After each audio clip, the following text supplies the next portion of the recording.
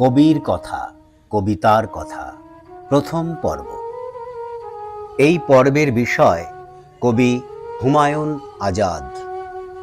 তিনি ছিলেন একাধারে কবি, ঔপন্যাসিক, সমালোচক, ভাষাবিজ্ঞানী এবং প্রাবন্ধিক। পরিশীলিত এবং স্নিগ্ধ সংলাপ সত্ত্বেও তার কথনশৈলী ছিল অত্যন্ত শানিত।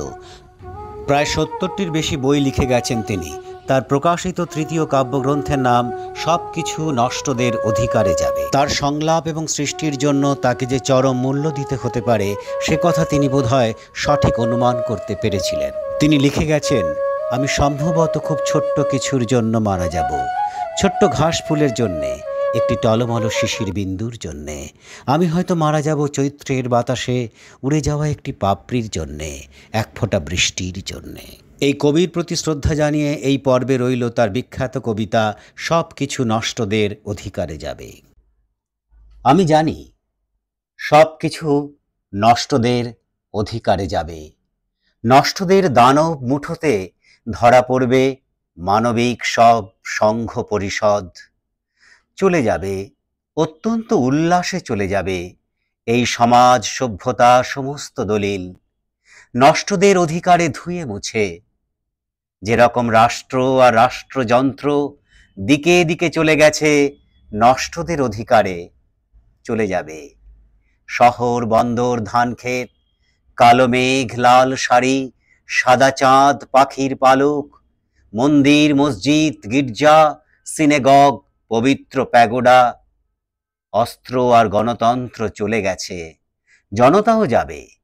চাষার সমস্ত স্বপ্ন আস্তা করে ছুঁড়ে একদিন সাধের সমাজতন্ত্র নষ্টদের অধিকারে যাবে। আমি জানি সব কিছু নষ্টদের অধিকারে যাবে। করকরে রৌদ্র আর গোলগাল পূর্ণিমার চাঁদ, নদীরে পাগল করা ভাটিয়ালি, খড়ের গম্বুজ, শ্রাবণের সব বৃষ্টি নষ্টদের অধিকারে যাবে।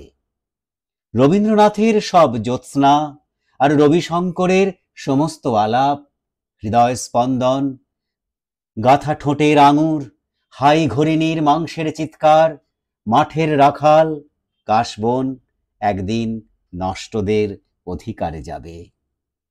চলে যাবে সেই সব উপকথা, সৌন্দর্য, প্রতিভা, মেধা, এমনকি উন্মাদ ও নির্বোধদের প্রিয় অমরতা চলে যাবে।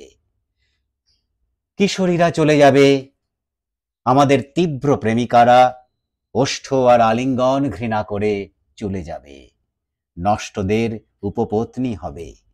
এইসব গ্রন্থ, শ্লোক, মুদ্রাযন্ত্র, শিশির, বেহালা, ধান, রাজনীতি, দোয়েলের স্বর, গদ্য, পদ্য, আমার সমস্ত ছাত্রী, মার্কস, লেনিন, আর বাংলার বনের মতো আমার শ্যামল কন্যা, রাহুগ্রস্ত সভ্যতার অবশিষ্ট সামান্য আলোক।